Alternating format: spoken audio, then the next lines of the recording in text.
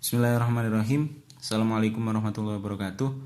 Saya Ahmad Akil Fadli Anwar dari kelas C Hukum Ekonomi Syariah akan menjelaskan tentang studi Al-Quran dan Hadis yang ada di semester 1. Pertama yaitu terminologi dan historisitas Al-Quran. Pendahuluan, Al-Quran merupakan sumber utama bagi umat Islam, bagi kehidupan dunia untuk meraih kesuksesan akhirat. Al-Quran bersifat bantahan yang nyata atas norma-norma zaman jahiliyah. Yang kedua, hasil dan pembahasan tentang terminologi dan historisitas Al-Quran. Al-Quran diturunkan bertujuan untuk meluruskan patologi sosial masyarakat Arab dan sebagai pedoman umat manusia. 2. Sifat-sifat mendahulukan hawa nafsu atau zaman jahiliyah melatar belakangi turunnya Al-Quran. Jadi sejarahnya Al-Quran itu turun dikarenakan zaman jahiliyah yang perlu diperbaiki melalui ajaran-ajaran yang ada di Al-Quran yang disampaikan oleh malaikat Jibril dan disampaikan ke Muhammad SAW. Setelah itu disampaikan kepada umat. Yang ketiga, Al-Quran dan pembentukan masyarakat. Ada 2 periode. Yang pertama yaitu periode Mekkah atau periode pertama. Al-Quran pada periode Mekkah melakukan pembenahan dalam bidang ekonomi, perubahan, dan norma-norma sosial. Yang kedua periode Madinah atau periode kedua, di mana pembenahan kestabilan sosial, hukum, syariah, serta perundang-undangan masyarakat. Yang kedua yaitu sejarah Makki dan Madani. Sejarah surat Makkiyah atau surat yang diturunkan di Mekah sebelum hijrah. Subjek Al-Quran berisi tentang orang-orang Mekah. Lokasi diturunkannya yaitu antara lain Mina, Arafah, dan Hudzaifiyah. Terdapat 80 surat yang lama penurunannya sekitar 12 tahun, 5 bulan, 13 hari. Di dalam surat Makkiyah kebanyakan berbunyi tentang Ya ayyuhan nas, wahai manusia, karena banyak orang kafir, jadi manusia lebih general. Surat Makkiyah berisi tentang bukti-bukti kekuasaan Allah serta banyak nasihat di dalamnya. Yang kedua yaitu sejarah surat Madaniyah. Surat Madaniyah diturunkan di Madinah setelah hijrah. Subjek Al-Qur'annya berisi tentang orang-orang Madinah. Dikarenakan banyak orang-orang muslim, maka dispesifikkan lagi menjadi Ya ayyuhalladzina amanu, yaitu wahai orang-orang yang beriman.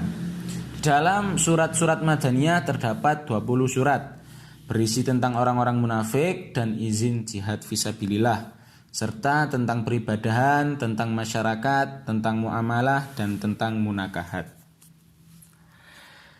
Sejarah nuzulul Quran di Indonesia dan asbabun nuzul. Seberapa pentingnya asbabun nuzul. Nuzulul Quran di Indonesia diperingati pada malam 17 Ramadan. Kenapa? Padahal menurut Al-Qadar, Al-Quran diturunkan pada malam Lailatul Qadar. Nah, di Indonesia melakukan nuzulul Quran pada 17 Ramadan dikarenakan pada tanggal itu diturunkannya ayat pertama, yaitu ayat 1 sampai 5 Al-Alaq, Iqra. Nah, saat itu diturunkan pada 17 Ramadan menurut banyak riwayat. Nah, pada saat Lailatul Qadar itu diturunkan Al-Quran tetapi secara keseluruhan berbentuk gitu. Jadi semuanya.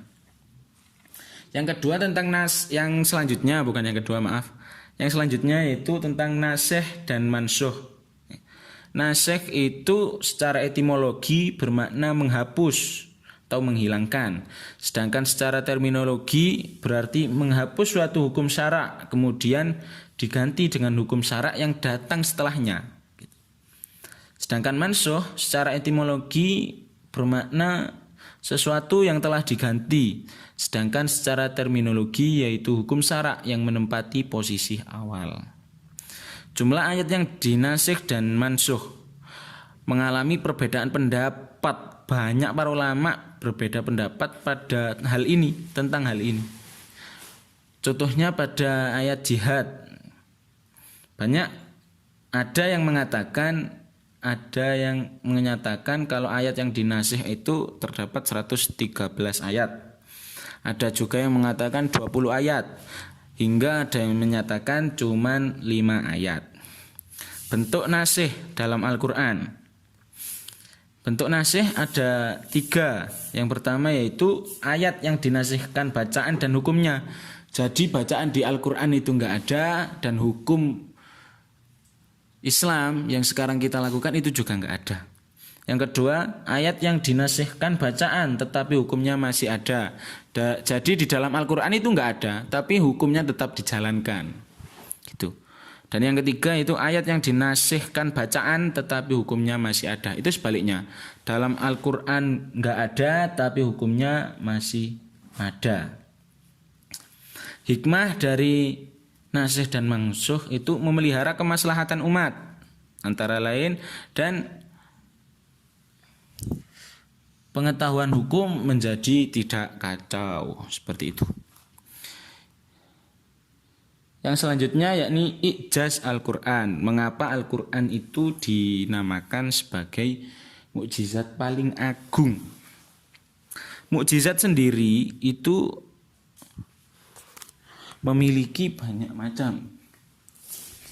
Tetapi mukjizat yang diberikan kepada Nabi Muhammad oleh Allah memiliki kekhususan yang tinggi daripada mukjizat yang diberikan kepada nabi-nabi atau rasul lain.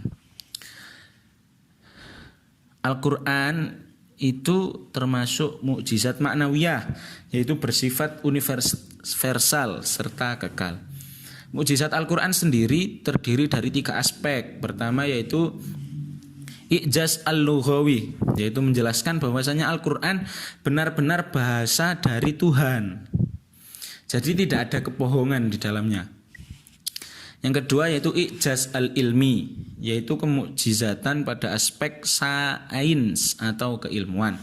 Jadi banyak, semua ilmu bersumber dari Al-Quran. Yang ketiga yaitu i'jaz tasyri'i, yaitu kemukjizatan pada aspek syariat, hukum-hukum syariat misalnya. Maka dari itu Al-Quran dinamakan sebagai mukjizat paling agung dikarenakan mencakup semua sisi. Dan juga Al-Quran dapat kita rasakan maupun kita lihat selamanya. Gitu. Yang selanjutnya yaitu rasem Al-Quran.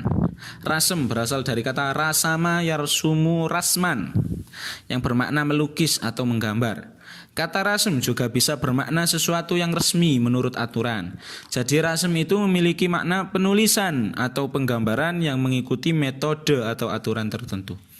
Rasem yang dimaksud di sini yakni rasem Al-Quran, yaitu pola penulisan Al-Quran yang digunakan pada zaman Khalifah Utsman bin Affan dalam penulisan atau pembukuan Al-Quran dengan tujuan menyeragamkan bacaan setiap orang, serta agar tidak hilangnya Al-Quran dikarenakan banyaknya hafid atau hafidhoh yang wafat secara syahid kala itu. Nah, itu termasuk studi yang saya jelaskan tadi, itu materi-materi studi Al-Quran dan hadis pada semester 1. Jadi saya cukupkan untuk hal ini. Sekian, terima kasih. Wassalamualaikum warahmatullahi wabarakatuh.